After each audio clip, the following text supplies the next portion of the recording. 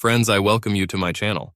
And before listening to this story, I will ask you to subscribe and it's not difficult for you, but it's nice for me. And we're starting. I had just got out of the shower when my mobile phone rang. Cursing, I wrapped a towel around myself and hurried into the bedroom to grab it from the dresser. Darlene had already gone to do her Christmas shopping, and we were supposed to meet in the counselor's office later. Before I could say hello, a cheerful male voice rang out. "Hi, Darlene, do we have a chance to meet today to get laid?" "What the hell are you talking about?" I said angrily. There was a gasp, then 2 or 3 seconds of complete silence, and then the click of the disconnector. Stunned, I looked at the phone. What the hell was that? After a moment, I realized that it was Darlene's phone, not mine. They were the same model, but mine had a crack on the glass of the screen, and the one I was holding in my hands was missing. She must have picked up the wrong phone when she went to the door. But who would call her to say that? My God, was she really making love on the side? It looks like it. Stunned, I hung up the phone, returned to the bathroom and dried myself while my thoughts scattered. All I could think was, this can't be happening. Darlene and I have been married for 6 years. We have no children by mutual consent, and the last few months have been quite difficult. We still got along with each other, and of course she still loved me, but her interest in making love had almost disappeared. From 2 or 3 times a week, sometimes on her initiative, we went down to 1 or 2 times a month, and then only at my insistence. And when we did make love, she was passive and unenthusiastic, not the passionate and enthusiastic partner she was at the beginning of our marriage. We have talked about this problem over and over again. Darlene kept saying that there was nothing special about it, that she was just tired, too busy at work, blah blah blah. But nothing has changed in her work. No major projects, no terrible deadlines, no promotions. Every time I brought up the subject, Darlene replied that she felt better, and sometimes we made love that night. But soon it all came down to the same thing. I asked, she denied. By the end of September, I got tired of it, and that evening after dinner, I sat her down on the couch. "Darlene, I love you, but I'm not ready to go on like this. I don't want to live the rest of my life without love. You used to like making love to me, but now, obviously, you don't. Something has to change. Otherwise, I'll ask for a divorce." She looked at me, completely stunned. "Divorce? Dear God, isn't this too radical? Darlene, do you know how bad it is? I decided to find out. We've had 3 fleeting affairs in the last 3 months, and we've slept together once. That's 4 times since the 1st of July, and in that time you've turned me down 18 times. I'm not going to live like this anymore." She looked down at her feet, clearly uncomfortable. She looked at me warily, and I continued. "First of all, I want you to go to Dr. Evans and get a full checkup to make sure there are no physical problems. And secondly, I want us to start seeing a marriage counselor." "A marriage counselor? But we didn't do anything wrong." "No, they did. Are you listening to me, Darlene? We practically live together as brother and sister. Whether you want to admit it or not, something went wrong, and we'll either try to fix it or I'll leave." There was a long argument, Darlene cried, but I was adamant and eventually got my way. She met with Dr. Evans, who confirmed that she was perfectly healthy. And we started going once a week to Eileen Archer, a consultant recommended by our friends Brad and Allison, who worked with her a few years ago. We consulted for about 2 months and everything was going well, or so it seemed to me. We talked a lot about our relationship, each other's work, the families we grew up in, and what our parents' marriages were like. Some of it seemed boring or inappropriate, but Eileen was sure that we were making progress, even if our bedroom life hadn't improved. So far, we've talked more about relationships and getting out of bed than making love. Eileen's motto for me was, be patient, and for both of us, be honest with yourself and with your partner. Now, standing in the bedroom and looking at Darlene's phone as if a snake had crawled out of it, I was thinking, did I just discover the real reason why she doesn't want to sleep with me anymore? Is it really that simple? I was replaced? Did someone else come and play the role of a traditional husband? As far as I could tell, nothing had changed in Darlene's schedule.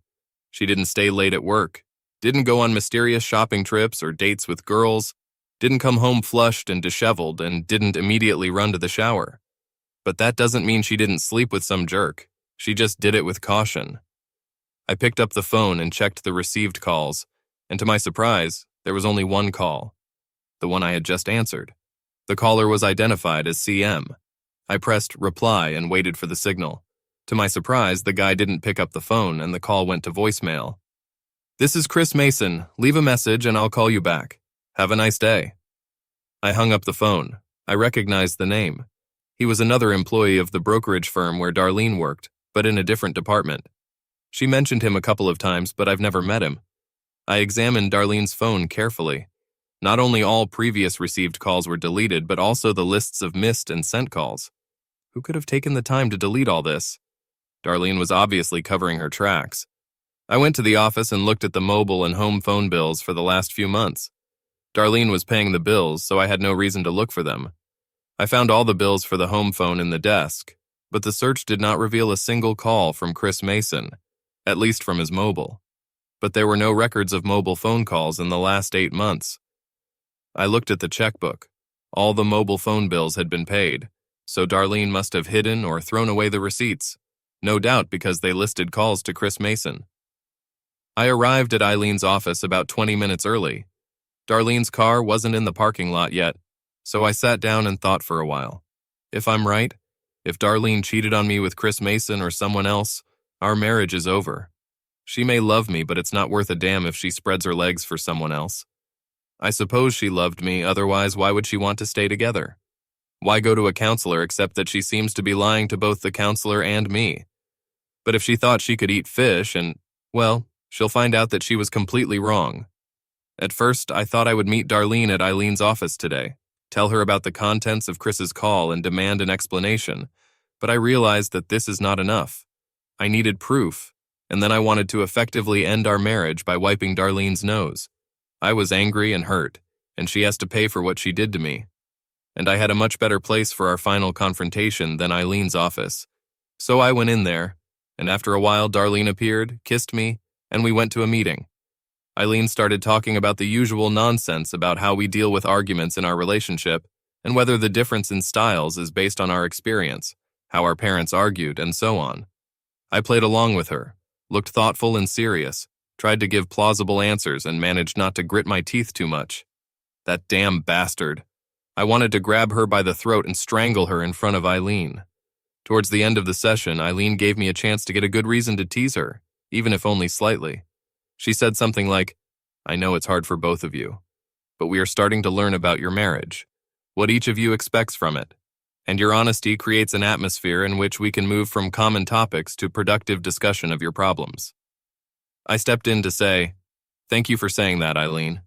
It was difficult for me at times, but I tried to be completely honest and open. It seems like this is the only way to achieve something. Darlene, would you say the same is true for you?" I watched as she blushed slightly and avoided my gaze. Instead, she looked at Eileen, nodded, and said, "That's right, Alan. I feel the same way." I wondered if Eileen had noticed Darlene's obvious discomfort. She didn't comment on it in any way, but it seemed to me that she stared at Darlene for a minute or two. After the session, we went across the street to a diner to have a quick lunch. When she went to the ladies' room, I quickly took out her mobile phone from her purse and put it in my pocket. Then I went outside to buy a newspaper from a vending machine, and while I was there, I turned off Darlene's phone, wrapped it in newspaper, and put it at the bottom of the trash can. I figured Chris Mason would be desperate to get in touch with Darlene and tell her what had happened, so I wanted to make sure he didn't have a chance to get to her. At lunch, Darlene and I talked about nothing, mostly about her shopping and what gifts we would need the next day when we went to her parents for Christmas dinner. We made a list of necessities and then went to a row of crowded shops to buy the last few things. I was amazed at my ability to keep my mouth shut, to pretend to be nice when all I wanted to do was hit her. But either I was a better actor than I thought, or Darlene was too distracted to notice something was wrong. At home during dinner, the wired phone rang 3 times, and each time I jumped up to answer it. The first 2 times, there was just silence. For the 3rd time, about 20 minutes later, a female voice that I had never heard before asked, "Can I talk to Darlene, please?" I wondered if Chris, in desperation, had asked a friend to give Darlene a message from him and said, "May I ask who's calling?" The voice answered, "Iris, from work." Smiling to myself, I said, "What's the matter?" She was at a loss. There was a moment's silence, and then she said, "Oh, well, there's an account that we're both working on, and I have a few questions about it." "On Christmas Eve?" I said, "I'm afraid she can't come to the phone right now, but I'll leave you a message. Have a nice evening." He hung up the phone with a smile. Darlene looked at me blankly when I returned, and I said, Some woman is conducting a survey. Imagine she calls on Christmas Eve. It was obvious that Darlene was a little worried. She waited for a few minutes, then casually went into another room, no doubt to check her cell phone. She came back with her purse and looked worried. "Darling, do you know where my mobile phone might be?" "I remember taking it from the dresser when I left this morning." "God, Darlene, I have no idea. Is it not in your wallet? Did you look outside the car? Or maybe you left it somewhere at the mall?" She searched the car, but to no avail, and I sat and smiled. In the end, she gave up, and I promised to give her a new one for the new year. Don't count on it, dear, I thought to myself. I'm sure her next step would be to try to call Chris if she could get rid of me for even a few minutes. Several times during the evening, I noticed Darlene watching me out of the corner of her eye. I wondered if she was hoping for a chance to get to the phone. Finally, she said, "Honey, I'm a little tired. I'm going upstairs and watch TV, okay?" "Of course, Darlene," I replied. "Sounds great. I'll just put the dishes in the sink and we'll go together." She smiled at me, but I could see that she was upset. An hour later, she asked me to check if there were any bins on the side of the road. When I reminded her that tomorrow was Christmas and there would be no garbage collection, she turned away with obvious disappointment. When we went to bed, she didn't have time to call anyone. On Christmas morning, I got up early, had breakfast while Darlene was sleeping, and made some preparations. Then I went into the bedroom and gently woke her up. "Good morning, dear. Merry Christmas." I gave her a fake smile. "There is coffee in the kitchen. I'm off. I'll see you at your parents' later." She sat down awkwardly. "It's only 8:30, Alan. Where are you going?" I smiled again. "I need to pick up a present for you at the last minute, dear. But don't worry. I'll see you there at 2. She protested. "Aren't all the shops closed today?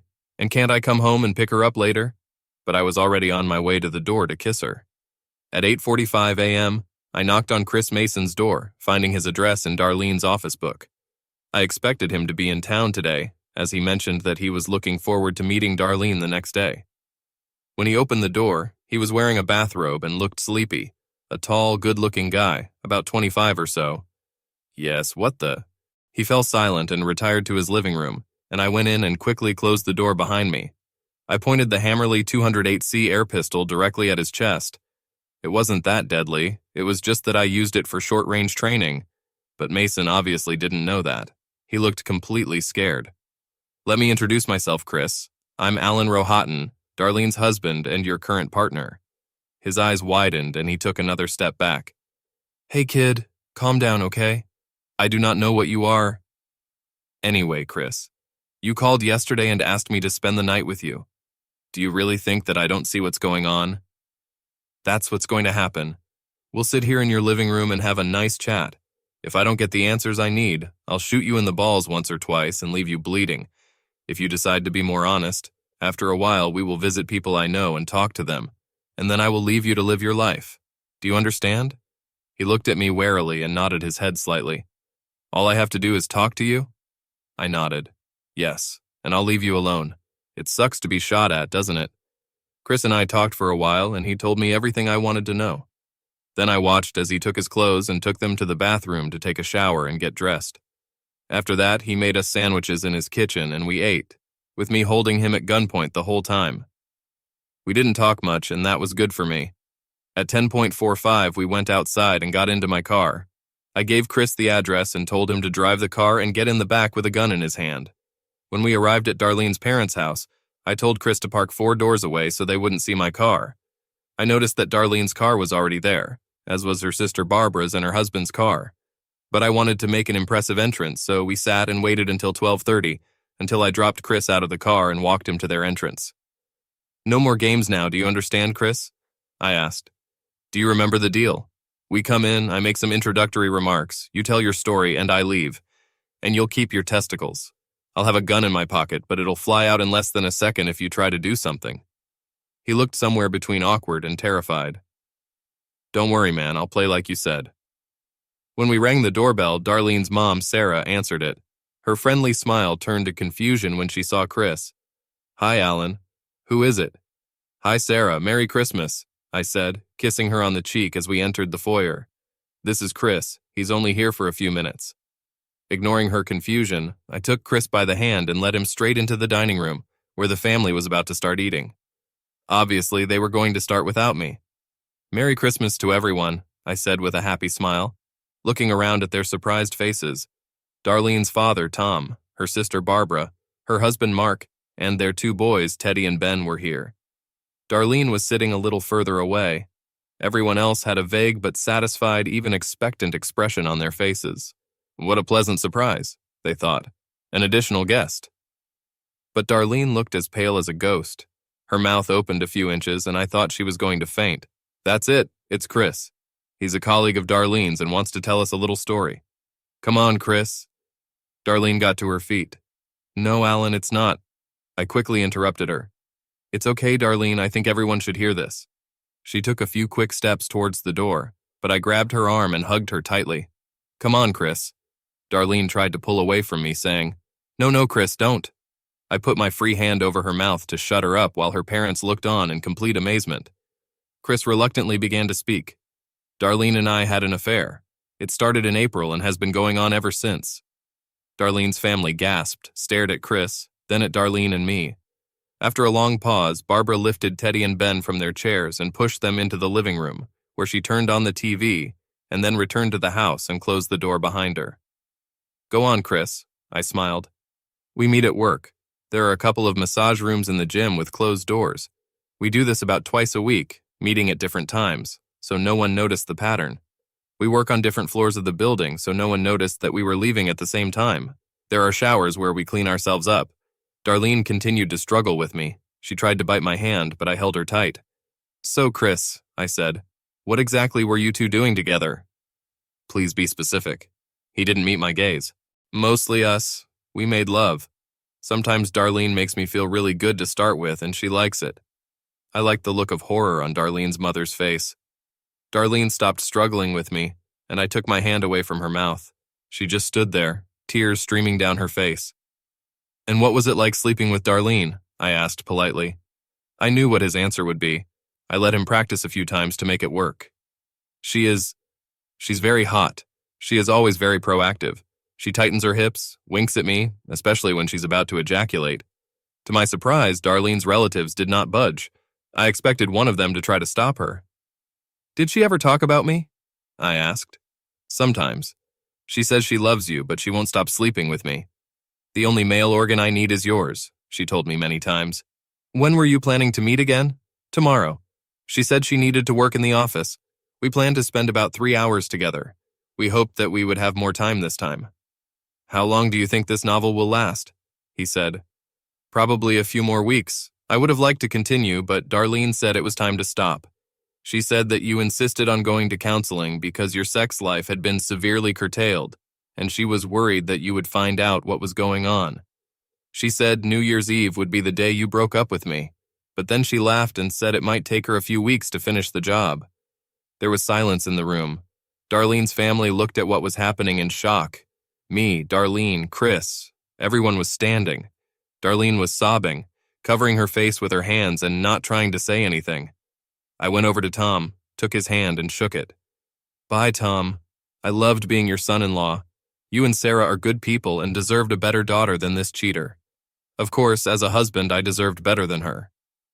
I went up to Sarah, kissed her on the cheek and said, "Bye, Sarah. I'm sorry I can't stay for lunch. It might be a little awkward." Darlene fell to the floor. She was still crying, just sitting with her face in her hands. I leaned over to her and said, "Don't come home today, Darlene. In the morning, your things will be collected near the garage and I will change the locks. And don't try. I repeat, don't try to talk to me. You're not going to say anything I want to hear." She looked up at me, lines of dripping mascara running down her face. "Alan, dear, I said no." Without saying another word, I turned to the table, smiled, and headed for the door, waving to everyone. Chris was smart enough not to ask me for a ride home.